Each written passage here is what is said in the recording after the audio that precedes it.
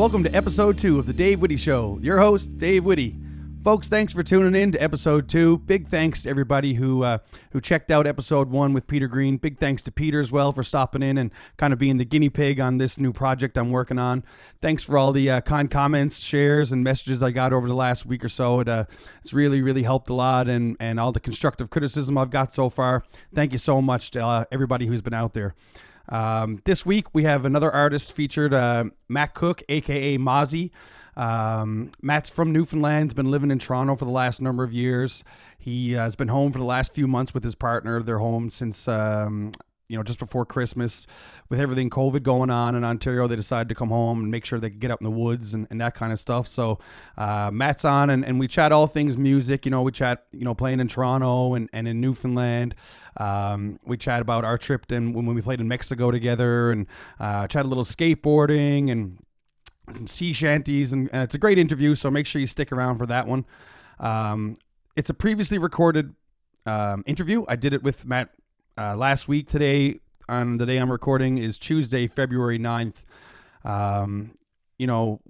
Today, just a few hours ago, they announced a ton of new cases here in Newfoundland, especially on the east coast of the island. So probably for the next few weeks, I will be taking these interviews virtually, and kind of trying to do them through Zoom and stuff like that. As a musician, life as a musician again kind of looks a bit bleak for the next few weeks. With a lot of things going to be shut down and reduced capacities. I think we've been very lucky and blessed here in Newfoundland that we managed to kind of get through the summer and the majority of the winter with very low cases. And I managed to get some work, playing music around town, and there's been stuff on the go. But unfortunately, with today's news, it's looking like a lot of things are shutting down.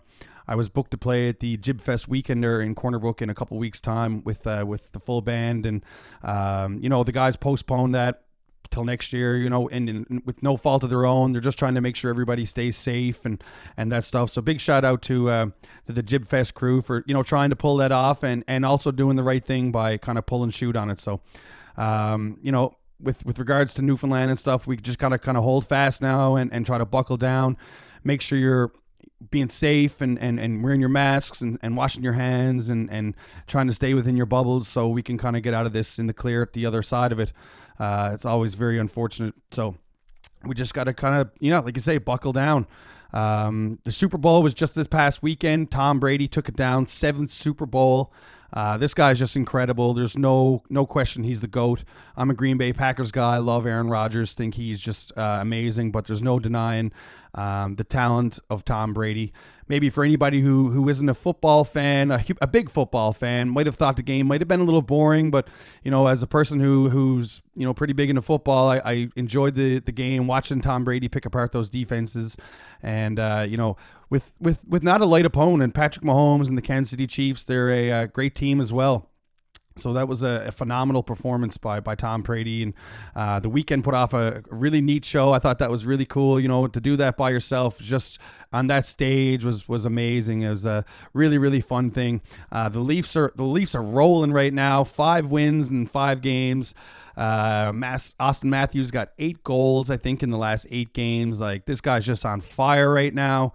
The North Division in the NHL has been so much fun. I mentioned it on my previous episode, but these rivalries that have been building are just so much fun. I think they're only going to get better as time moves on. When these guys are playing each other 8, 9, 10 times a year, it's going to be just crazy hockey to watch.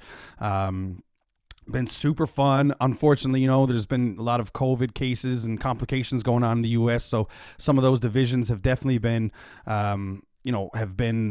reduced, and games have been postponed and canceled and stuff like that. But thankfully, the North Division's been safe so far, so keep on rolling on, and I hope everybody's been enjoying the hockey season so far.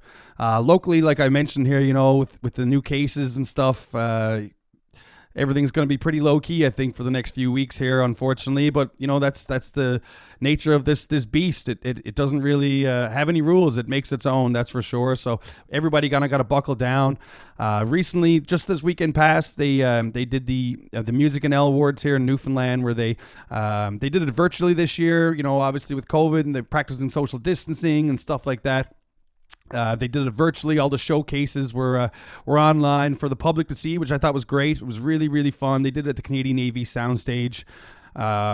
Most of the artists, especially obviously the ones locally here in St. John's and stuff. So I thought that was a pretty neat way to get to see some of these artists perform live, and some stripped down versions and stuff. They also announced the award winners. There's a lot of great artists nominated and stuff like that, and a lot of great artists here in Newfoundland who won awards. Friends of mine, obviously Rum Ragged, I think they took down 3 awards. Justin Fancy took down a couple of awards. Ruben Rake, another award, or maybe 2. Nick Earl, Greg Smith took down an award for volunteer, I believe, and media person of the year. Greg's a great friend, and works at VOCM. Hoping to have him on eventually. And so yeah, big congrats to all the nominees. That about kind of concludes the intro here. I'm gonna move it over to push it over to Matt here now in a minute, just for that interview. And yeah, like you say, I'm just kind of trying to get the swing of it here, and I'm hoping to get one of these out every week now as I get the hang of it more and more. So stick around for a great interview with Mozzie. And I'd like to welcome Matt Cook, a.k.a. Mawzy, to the Dave Whitty Show. Thanks for joining me today, Matt. How you doing, man? Best guy, man. Thanks for having me, Dave. Yeah, right on. Well, this is going to be the second episode, obviously, of the podcast. So once again, I just want to thank you for coming on. And, I wanted to get a little chat out of you and to let the folks at home kind of know who you were. So maybe you could let everybody know who you are, where you're from, and kind of maybe what got you started in music. Sure, sounds good. I'm Matt Cook. Grew up in CBS, which is in Newfoundland. Started playing music out there in jazz band in high school. Had a band after high school with some buds from high school called Baytown, and I think that's probably around the time that we met. We played around the St. John's scene for a long time, and after that, I moved to Toronto and started a new project called Mawzy. So my latest project, Mawzy, has 1 EP and a few singles out, and it's kind of like indie psych pop. And that's primarily my music output these days, besides session stuff with some other bands in Toronto and cover bands and stuff like that. So Right. That's yeah. So before I dig into the kind of the Mozzie stuff, as I know that's the main project that you're working on right now. Mm-hmm. I want to kind of go back a little bit, to the time maybe when we met. I know you had the group Baytown Connection. It was Baytown Connection, and then it changed to Baytown, I believe. Right? Yeah, what was the reason behind that? It was just wanted to drop it, or simpler, or in hindsight, I guess it's really not a huge difference, but I think we wanted to simplify was the main thing. But the idea was that I think at the time I was living in town and the Buys were still living in CBS, which is considered the Bay. So it was the Baytown connection that we had. And then eventually we were just kind of like, we'll just drop it and simplify it to Baytown. And how long did you guys play together with Baytown? I know it was pretty much the same members right up until pretty much the last going off there, I believe. But how long was that band kind of together? Yeah, I'd say without thinking too hard about it, probably about 10 years. Right, yeah. So I think that was around the time we had met. I remember doing some gigs together. I think at Ship's End actually did a couple of gigs with Baytown, the Tibbs Eve shows perhaps. And I do remember, for sure. Actually, I remember coming to see Baytown at a show at the Ship before I'd ever met you and being like, damn, these guys are really good, great vocals, great songwriting. I was really impressed. Yeah. And that was before we had known each other. Obviously, we've gotten to know each other well over the years, and we've worked together on a ton of projects ourselves. That's and stuff like that. So, since the Baytown stuff, obviously you've moved on from that. You've been living in Toronto for a number of years now. Mm-hmm. So, what kind of made you move to Toronto, and what was the idea behind that, and what have you been doing in Toronto since then? Sure. Yeah, I think at the time in St. John's, I was kind of known for being the frontman of Baytown, and we were doing like pretty good, doing like bigger shows at the Rock House and stuff like that.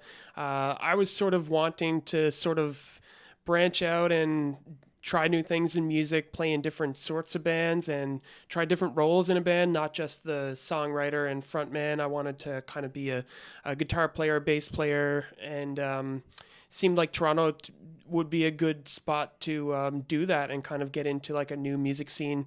So I moved there. I think you were living there at the time, and we were doing lots of hanging, and took about a year to sort of get involved with different music scenes, but kind of met up with some guys from the east end of Toronto, and they were playing sort of like old style rock and roll, the band, old early Bo Diddley and stuff like that. So it was kind of more rootsy and sort of what I wanted to try out, and I started playing with them, and it was sort of a learn as you go type situation. So can you play bass? Well, can you play bass this Saturday for a 3-hour gig and learn these songs on the spot? And so you have to pick up pretty quickly. And yeah, that was fun. Kind of playing in a bunch, and that sort of led to playing in a bunch of different bands and playing bass for my friends Lenny Bull and Side Hustle as of recently. And during that time, I kind of took a break from putting out original music and was sort of building up some songs and trying to think about what I wanted to do next. And that's sort of when I figured out what it was I wanted to do sonically, and then just trying to come up with a name. And that's when I landed on Mawzy, looking through dictionaries, Newfoundland dictionaries of slang terms and things like that. Right, and maybe for anybody who's tuning in not from Newfoundland, I would imagine most Newfoundlanders kind of know the term Mozzie. Maybe you could explain what Mozzie is to a non-Newfoundlander. Sure, and it's kind of funny because it is kind of Mozzie right now. It's a term that refers to the weather, and it's particularly a like warm, hazy, mild day. And today is 7 degrees in February, so this would be classic. With a bit of fog, this would be a Mozzie day, I figure. Yeah, so, absolutely. Yeah. No, that's for sure. So, yeah, so that's pretty neat. So, I remember, we had known each other a little bit in Newfoundland. Obviously, we played some shows together, but we weren't really close friends. We just kind of bumped around each other and known each other from shows. But I remember the first time actually hanging out with you in Toronto. You invited me over to your place, and we sat down and drank tea and played scat for about 4 hours. And then I knew from there that we'd become really good friends ever since then. And obviously, we did. We worked over the years together on a bunch of projects. I remember we played the George Street Festival. You were a guitar player, and I think you were playing steel. Was it in the? Yeah. I posted a picture a few days ago of an old show from one of the George Street festivals, and you're playing steel in that, right? Yeah, like pedal steel. Right. Yeah, or lap steel. The easier one. Yeah. Yeah, so I do remember. We lived together as well in Toronto for a year or so.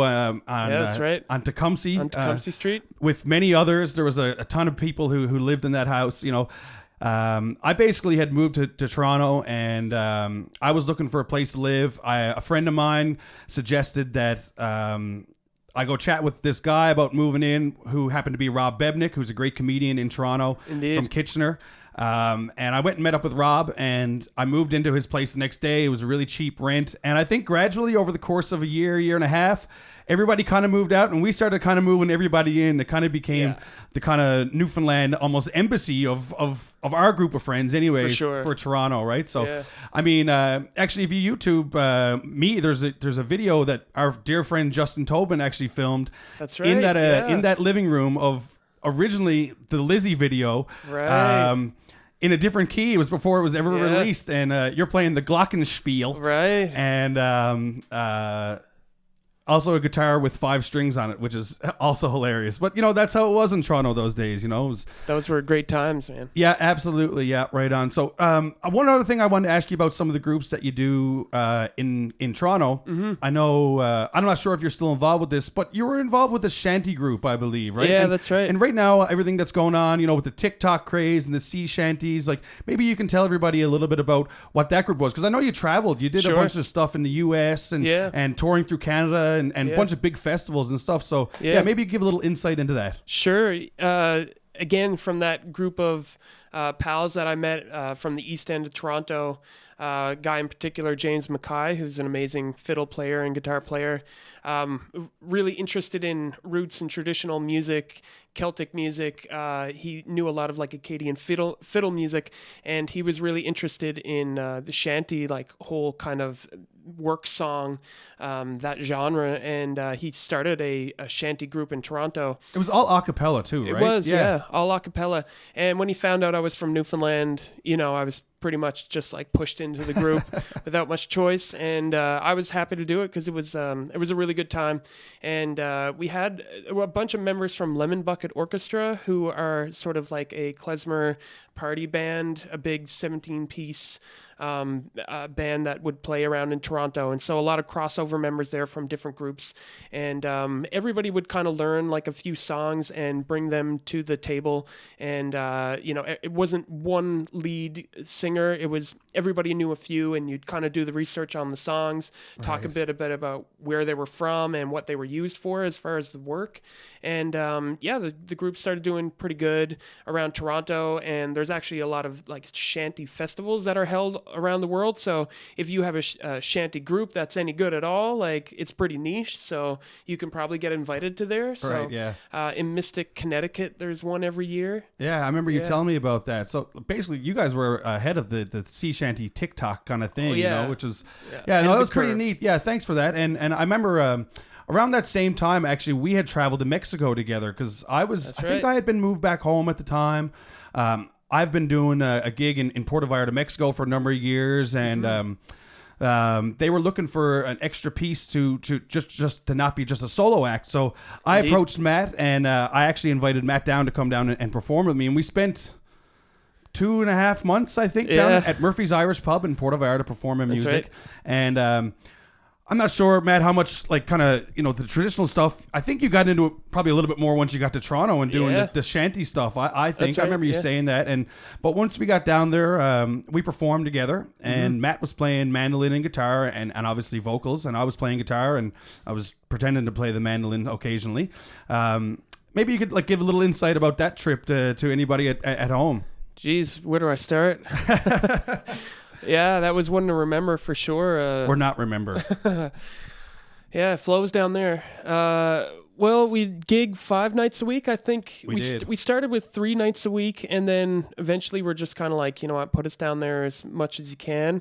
But it was really fun, man. Walk down to the beach every day, kind of try to take in as much of the sort of hot lifestyle that we could, doing like day trips out around Puerto Vallarta down to Boca and Yelapa and different things. Exactly. And some of our friends would be coming through, do some zip line things in the daytime, and then the nighttime go down to the pub and play our 2 or 3 hour set. And that was fun too, because it'd be like, when we're off, learning new songs to try out, bring the songs down, play them, different crowds every night. It was, sometimes it'd be slimmer crowds, other times it'd be a lot of like expats coming down, a popular vacation spot. But there was always, remember the band that was playing after us? Of course, La Tres Cuartos. Yeah, exactly. Mario and the boys. They still played. They're actually monsters in that scene down there. They are really well respected within Puerto Vallarta, and absolute monsters. I remember the very first time that I had ever gotten to perform in Puerto Vallarta, I showed up, and the band of all Mexican musicians had learned a bunch of my tunes without me even asking them. It was very shocking and very humbling. I mean, those guys, they think the world of both myself and you. Every time I'm still down there, they always ask, make sure you're okay and what you've been up to. Yeah, and, really awesome. Great guys, really great guys. That'd actually be someone who I'd love to get on the podcast one of these days. I think that would be interesting just to chat with them about the scene down there. I think it'd be a great look for the listeners at home. One thing that reminded me in Mexico, and I'm kind of trying to transition into this, was I remember you brought your skateboard to Puerto Vallarta. That's right. Yeah. So I wanted to ask you a little bit about skateboarding and maybe some of the influence that has had on you over the years. Not within music, but just something that is maybe connected to two or whatever. Yeah. Yeah, I mean, I think I was probably more involved in skateboarding than music at that time in my life, which was early, like grade 7, grade 8. Just thought it looked super cool. And then when I moved to CBS, kind of met up with some local guys, Brian Windsor and some other dudes, and started skateboarding. And kind of that was my thing that I got into. And it's all I did, like during lunchtime, after school, every day. And it was more than just like kind of trying to learn how to skateboard. It was sort of like my whole lifestyle was around that. And sort of about being independent and kind of like progressing on your own, as opposed to like group sports, which I never got into a lot. Like played a little bit of basketball when I was younger, despite my vertical challenge that I have. But no, skateboarding like kind of really stuck with me because it was sort of like an art form in a way that you can express yourself through trick choice and like spots and what you want to do. And still skateboard less these days, but always something I was close to, and always something like I did throughout my life. And then the people you meet through it were really cool. There's a great scene here in St. John's.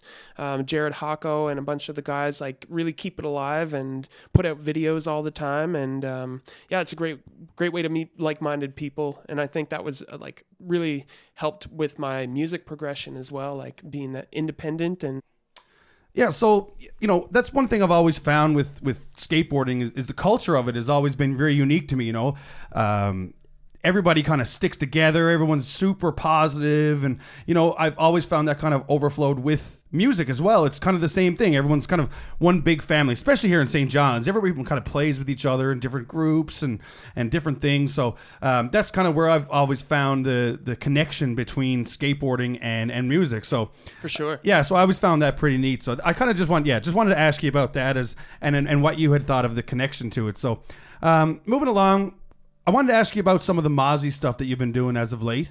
Sure. I know you just released a couple new videos with Robert Kelly. You did in the studio. And you put out a record just last year, I believe, right? Or an EP, sorry. EP in 2018, and this past year I released 2 singles. Right, sorry, yes. Yep. Maybe tell about a little bit what you've been doing, especially pre-COVID. I want to hear about what's going on in Toronto and some of the stuff you've been doing, maybe who you've been playing with in the band or whatever. Sure. So we put out the EP in 2018 and just working on writing more material, kind of really focused on writing the best material I can and putting it out there. I had been performing a lot with like the other bands that I had been in, so performing with Mozzie wasn't like the main focus right away. We did do like a CMW showcase at the Rivoli, which was really fun, and a couple other shows throughout the year over the past few years, but mostly focused on kind of writing as much as I can and picking the best songs and working on them. So last year went in with my friend Greg Giesbrett, and we recorded two or three songs. We worked pretty hard on those and just released them last year. Usually the recording process is like getting Nick Cultus Clark to come in and play a drum day, and then me and Greg kind of going in the studio, and I'm playing most of the instruments otherwise, but we're kind of making the choices together of what goes where. And then if there's a live show, I've got kind of a Toronto group lined up, some different guys. Stuart Ritalik was playing keys with me for a long time. Nick Cultus Clark on drums. Just some of the guys that would come in and out. Right. Yeah. Another thing I wanted to ask you more about Mozzie too, but it just popped in my head. You have another group, the Mav Tones. Am I saying that right? Mav Tones. Tones. Okay. Yeah. Which is kind of like a cover group that you do, and I know you do a bunch of shows in Toronto, and got a couple Newfoundlanders in the group. So maybe talk about that a little. Yeah. So that's more of like a Saturday night party band, 3-hour sets, and we're doing. We had. I'm trying to think now. It's been a while since I've been there, but Andrew Bolus was playing bass, amazing bass player and singer. Everybody kind of sings tunes. We had Galen Pelly from the East Coast. He's from Nova Scotia, but he would be playing drums, and again, Stuart Ritalik was playing keys. And the lineup would change depending on who was available, but that was kind of the core members for a long time. Bruce, I believe, played a couple of sets with you, and I know Greg was also a member of Baytown as well in the last few years. Indeed, Greg's a fantastic musician. Extremely well-rounded. Yeah. So diverse. Yeah. You could talk to this guy about music, for days and days, and he's just, really, really knowledgeable and very interesting to chat to. So I just wanted to ask you about that a little bit as well. Yeah. You've been home now for a few months back in Newfoundland. Indeed. Obviously with the pandemic going on, it's probably been a little tough in Toronto to get out and do some things. So sure. Maybe, you've been home. So what have you been up to since you've been home? Yeah. me and my partner left Toronto in September. We had a pretty decent summer there, considering not a lot of things were open. Obviously, live music was gone, but we did our best to kind of get out and go camping. We sort of left. We left in September and came back. Drove across the Maritimes and camped along the way, and came back to Newfoundland. Made sort of a trip out of it, which was great. So since we've been home, been sort of like reconnecting with buds and seeing lots of live music. Been playing a little bit with another cover group, working on lots of writing and stuff at home. Mostly just getting outside and really enjoying kind of what I missed about Newfoundland when I was in Toronto, which was the nature and kind of getting out and, enjoying being able to drive for 10 minutes and be in the middle of nowhere. Yeah, which well, is obviously awesome. that is one of the beautifulest and the beautifulest things about Newfoundland, Yeah. and I think anybody who's from here can really relate to that.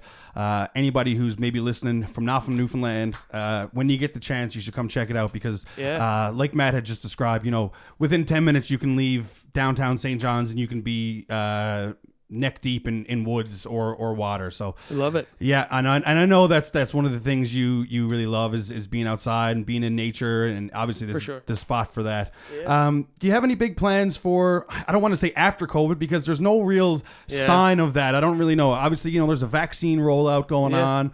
It seems to be a little slower than I think everybody had hoped, but it is in the process. So do you have any plans, say, are you heading back to Toronto? You want to stay in Newfoundland or what's kind of the situation there? Sure. So I think I'll be heading back to Toronto maybe in the spring. It kind of depends on the pandemic, but going back and, my life has been there for the last 8 years. So going back and settling back in, seeing how that goes. I've had like a good feel for what Newfoundland has to offer again, and it's been really great being back here, and I know what Toronto has to offer. So where I am in the long term, I think is kind of like up in the air. I think I will be going back to Toronto to sort of feel out that next sort of part of my life.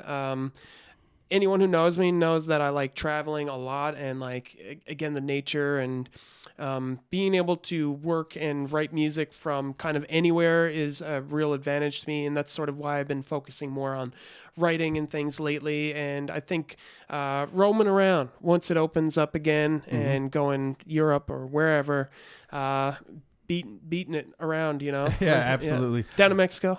Yeah, absolutely. I can't wait to get back to Mexico. I will definitely be heading back next year if it all Indeed. allows. And by all means, if you're out around, please pop in. Who knows? I want to thank you, Matt, for coming in this afternoon. Really Cheers, appreciate for coming in and joining me on this episode. Maybe for anybody who's at home, you could let everybody know where to find you on the interwebs. Sure, man. Mawzy Music is the handle on pretty much all of them. So Instagram, Facebook, Twitter, even on the old TikTok. So check it out. Working on some new tunes. Hopefully release them this year. And thanks, Dave. All right, on, man. So, and I got one last question before we go. Yeah. If you had to choose between two, who would you want to win the 2021 Stanley Cup? The Toronto Maple Leafs or the Montreal Canadiens? I'm a Felix Potvin, man. I was a goaltender fan from day one. I'm going to have to go with the Leafers, buddy. Yeah, right on. All right, thanks, Matt, for popping in, and we'll see you soon, buddy. Cheers, man. Big thanks to Matt Cook, a.k.a. Mozzie, for joining me for that interview.